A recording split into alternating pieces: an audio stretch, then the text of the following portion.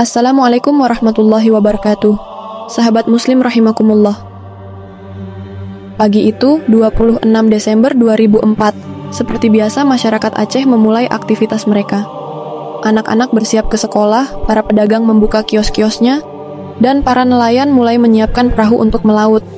Tidak ada yang menyangka bahwa dalam hitungan menit, bumi Aceh akan berubah menjadi saksi bisu dari salah satu bencana paling dahsyat dalam sejarah manusia. Gempa bumi dengan kekuatan lebih dari 9 skala Richter mengguncang dasar laut Samudra Hindia, tepat di lepas pantai Aceh. Getarannya begitu hebat hingga terasa di sebagian besar wilayah Asia Tenggara. Bangunan di Banda Aceh mulai retak, bahkan beberapa langsung runtuh. Tetapi, gempa itu hanyalah awal dari bencana yang lebih besar. Sekitar 30 menit setelah gempa, laut yang tadinya tenang mulai surut secara drastis. Banyak yang mengira fenomena itu hanya aneh, tetapi tidak membahayakan. Anak-anak kecil bahkan berlarian ke pantai, tertawa melihat ikan-ikan yang terdampar di atas pasir. Namun, di Cakrawala, sebuah gelombang besar mulai muncul. Gelombang itu tidak seperti gelombang biasa. Ia menjulang tinggi, membesar, dan bergerak dengan kecepatan yang sulit dibayangkan. Dalam hitungan detik, gelombang pertama menghantam garis pantai. Rumah-rumah, toko, dan bangunan-bangunan lainnya rata dengan tanah. Air menyapu daratan dengan kekuatan yang seolah-olah datang langsung dari murka Allah. Masyarakat yang berada di sekitar pantai tidak sempat melarikan diri. Mereka hanya bisa berteriak, memeluk keluarga mereka, atau mencoba berlindung di tempat yang lebih tinggi. Namun, tsunami tidak berhenti di situ. Gelombang kedua, lebih besar dari yang pertama, melanda beberapa menit kemudian. Air laut yang membawa reruntuhan bangunan, kendaraan, bahkan tubuh manusia menghancurkan apa saja yang ada di depannya. Kota-kota pesisir seperti Banda Aceh dan Maulaboh berubah menjadi hamparan puing-puing. Kehilangan yang dirasakan masyarakat Aceh tak terukur. Banyak orang kehilangan seluruh keluarganya dalam sekejap. Seorang ibu mungkin kehilangan anak-anaknya. Seorang anak kecil ditemukan menangis di tengah puing-puing tanpa tahu kemana ayah dan ibunya pergi. Satu persatu kisah memilukan mulai terkuak. Ribuan nyawa melayang, dan ratusan ribu lainnya dinyatakan hilang. Namun, di tengah kehancuran itu, ada hal-hal yang sulit dijelaskan oleh logika manusia. Beberapa masjid tetap berdiri kokoh, meskipun bangunan di sekitarnya hancur total. Di Masjid Baitur Rahman, yang menjadi ikon Banda Aceh, banyak orang berlindung dan selamat dari terjangan air laut. Masjid itu seakan menjadi benteng yang melindungi mereka dari bahaya. Kejadian ini membuat banyak orang menangis dan bersujud, menyadari bahwa hanya kepada Allah mereka bisa bergantung. Selain itu, ada cerita tentang seorang anak kecil yang ditemukan hidup setelah beberapa hari terombang-ambing di laut. Anak itu tidak memiliki bekal makanan atau minuman, tetapi tetap sehat ketika ditemukan. Ia hanya mengatakan bahwa seorang lelaki berjubah putih sering datang memberinya makan dan menenangkannya. Kisah-kisah seperti ini mulai menyebar di kalangan masyarakat Aceh dan membangkitkan berbagai spekulasi tentang campur tangan ilahi dalam bencana ini. Bagi sebagian besar masyarakat Aceh, tsunami ini adalah ujian berat dari Allah. Mereka meyakini bahwa peristiwa ini adalah peringatan bagi manusia agar kembali mengingat Sang Pencipta. Namun, di balik itu, muncul berbagai pertanyaan dan teori yang sulit dijawab. Apakah tsunami ini hanya bencana alam biasa, ataukah ada sesuatu yang lebih besar yang sedang direncanakan oleh Allah? Di antara teori-teori itu, beberapa ulama dan masyarakat mulai membahas tanda-tanda akhir zaman.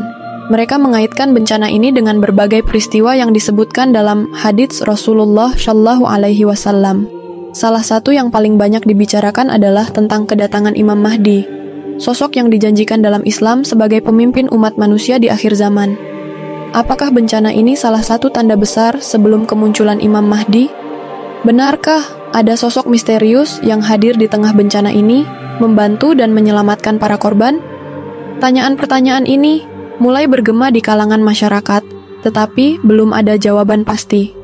Yang jelas, tsunami Aceh telah mengubah pandangan banyak orang tentang kehidupan dan mengingatkan mereka bahwa kekuasaan Allah jauh melampaui pemahaman manusia. Setelah tragedi tsunami Aceh yang menelan begitu banyak korban, muncul berbagai spekulasi mengenai makna di balik bencana tersebut. Salah satu perbincangan yang hangat di kalangan masyarakat Aceh adalah tentang kemungkinan bahwa kedatangan Imam Mahdi sudah terjadi saat itu, meski masih tersembunyi oleh Allah. Tragedi ini, yang menjadi salah satu bencana alam terbesar dalam sejarah Indonesia, tak hanya meninggalkan kerusakan fisik, tetapi juga meninggalkan jejak-jejak keajaiban dan misteri yang sulit dijelaskan secara logis. Banyak orang mulai mengaitkan tsunami Aceh dengan berbagai tanda-tanda akhir zaman yang disebutkan dalam hadis-hadis Nabi Muhammad SAW, dan salah satu yang paling sering dibahas adalah kemungkinan Imam Mahdi sudah muncul. Imam Mahdi adalah sosok yang dijanjikan dalam hadis-hadis Rasulullah SAW sebagai pemimpin yang akan memimpin umat Islam dalam menghadapi masa-masa penuh fitnah dan ketidakadilan. Dalam banyak riwayat disebutkan bahwa kedatangan Imam Mahdi akan diawali dengan bencana besar, kekacauan, dan peristiwa-peristiwa luar biasa. Sebagian ulama berpendapat bahwa tsunami Aceh dengan segala kesengsaraan yang ditimbulkannya bisa saja menjadi salah satu tanda awal yang mengiringi kemunculan sang pemimpin yang akan membawa kedamaian dan keadilan tersebut. Namun, mengapa banyak orang percaya bahwa Imam Mahdi bisa saja sudah datang pada saat itu? Salah satu alasan utama adalah ketidakterjelasan dan kebingungan yang mengiringi kejadian-kejadian selama bencana tersebut.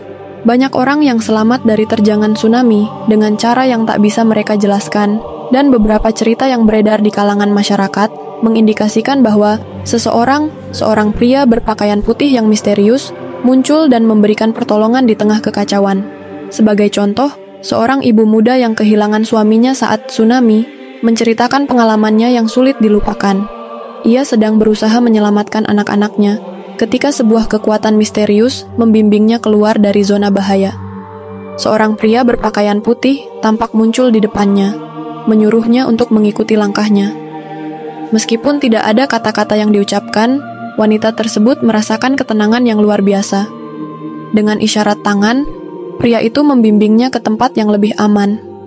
Ketika mereka sampai di tempat yang lebih tinggi dan aman, pria tersebut menghilang begitu saja, seakan-akan ditelan oleh angin.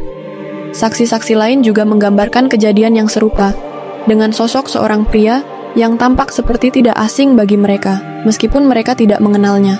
Pria itu tidak hanya memberi petunjuk saat keadaan genting, tetapi juga membantu mereka dalam menghadapi rasa takut dan kepanikan. Masyarakat sekitar mulai menduga bahwa sosok tersebut adalah Imam Mahdi, atau setidaknya seorang tokoh besar yang hadir untuk memberi bantuan langsung dari Allah. Namun, siapa sebenarnya pria ini? Apakah dia memang Imam Mahdi yang sudah datang? Ataukah hanya sosok biasa yang diberi keistimewaan oleh Allah untuk membantu umatnya? Penting untuk dicatat bahwa dalam banyak hadits disebutkan bahwa Imam Mahdi akan muncul pada saat umat Islam berada dalam kesulitan besar. Peristiwa besar seperti tsunami Aceh bisa jadi adalah tanda-tanda awal dari kedatangan beliau, meskipun kedatangannya mungkin tidak langsung dikenali oleh banyak orang. Bahkan, dalam beberapa riwayat disebutkan bahwa Imam Mahdi akan muncul secara tersembunyi pada awalnya, dan hanya sedikit orang yang akan mengetahui identitasnya. Di sini, peran bencana seperti tsunami mungkin dianggap sebagai salah satu cara Allah menguji umatnya, sekaligus sebagai penanda bahwa kedatangan sang pemimpin yang dinantikan sudah semakin dekat. Para ulama memiliki pandangan berbeda tentang kaitan langsung antara Imam Mahdi dan tragedi tsunami Aceh. Sebagian berpendapat bahwa meskipun Imam Mahdi tidak secara fisik hadir saat itu, peristiwa seperti tsunami adalah bagian dari tanda-tanda akhir zaman yang mengarah pada kedatangan beliau. Bencana alam yang luar biasa ini bisa menjadi bagian dari ujian yang lebih besar untuk umat Islam, sebagai persiapan untuk kedatangan sosok yang akan membawa keadilan dan kebenaran. Sebagian lainnya berpendapat bahwa Imam Mahdi mungkin sudah hadir dalam bentuk yang berbeda, seperti yang digambarkan dalam kisah-kisah mengenai pertolongan misterius yang diterima oleh para korban tsunami. Namun, apapun pandangannya, satu hal yang jelas adalah bahwa Allah memiliki caranya sendiri dalam menyembunyikan rencananya. Keajaiban-keajaiban yang terjadi selama tsunami Aceh bisa saja menjadi bagian dari hikmahnya yang hanya dapat dipahami oleh mereka yang memiliki iman yang kuat. Para penyintas yang merasakan pertolongan itu mungkin tidak menyadari bahwa mereka telah diberi kesempatan untuk berjumpa dengan sosok yang sangat istimewa. Apa yang mungkin terlihat sebagai kebetulan atau keajaiban bagi sebagian orang, bisa saja menjadi tanda yang lebih besar yang tidak terlihat oleh mata manusia biasa. Ada juga yang berpendapat bahwa kedatangan Imam Mahdi tidak akan terjadi sebelum umat Islam benar-benar menghadapi fitnah besar yang menguji kekuatan iman mereka. tsunami Aceh bisa jadi hanya salah satu tanda dari rangkaian peristiwa besar yang akan terjadi, yang akhirnya akan mengarah pada kemunculan Imam Mahdi. Dalam pandangan ini, kedatangan beliau masih jauh di depan mata, namun setiap bencana dan ujian yang dihadapi umat Islam adalah bagian dari persiapan untuk menghadapi masa depan yang lebih baik. Di sisi lain, beberapa orang merasa bahwa Imam Mahdi seharusnya sudah dikenali pada saat tsunami, mengingat peran penting yang beliau akan mainkan dalam mengubah dunia dan mengembalikan umat Islam ke jalan yang benar. Mereka merasa bahwa jika beliau sudah hadir, maka sudah seharusnya ada tanda-tanda yang lebih jelas yang mengarah pada identitas beliau. Namun, apakah memang Allah sengaja menyembunyikan identitas Imam Mahdi pada saat itu?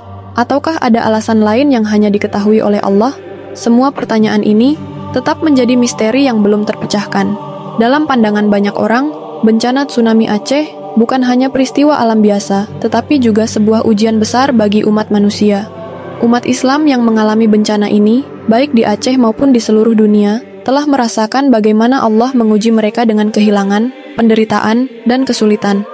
Namun, pada saat yang sama, mereka juga merasakan kasih sayang Allah yang tak terhingga, yang ditunjukkan melalui pertolongan-pertolongan yang datang dari tempat yang tidak terduga. Beberapa orang percaya bahwa kehadiran Imam Mahdi, meskipun tersembunyi, adalah bagian dari kasih sayang Allah yang akan membawa umat Islam keluar dari kegelapan menuju cahayanya. Di akhir pembahasan ini, kita diingatkan bahwa setiap peristiwa dalam hidup kita, baik itu bencana besar maupun kebahagiaan kecil, adalah bagian dari takdir Allah. Keberadaan Imam Mahdi, jika memang sudah tiba, adalah bagian dari rencana besarnya yang hanya akan terungkap pada waktu yang tepat. Kita sebagai umat Islam diharapkan untuk terus berdoa, beriman, dan bersabar dalam menghadapi segala ujian yang diberikannya. Tsunami Aceh mungkin telah berlalu, namun hikmah dan pelajaran yang terkandung di dalamnya tetap hidup dalam ingatan setiap orang yang mengalaminya. Terima kasih telah mengikuti kisah ini. Apakah menurut sahabat muslim semua kedatangan Imam Mahdi sudah benar terjadi dalam peristiwa tsunami Aceh? Atau apakah ini hanya salah satu tanda besar lainnya yang mengarah pada kedatangan beliau? Bagikan pendapatmu di kolom komentar, dan jangan lupa untuk like, share, dan subscribe untuk mendapatkan lebih banyak kisah Islami inspiratif dan penuh hikmah. Sampai jumpa di video berikutnya. Wabillahi taufik wal hidayah. Wassalamualaikum warahmatullahi wabarakatuh.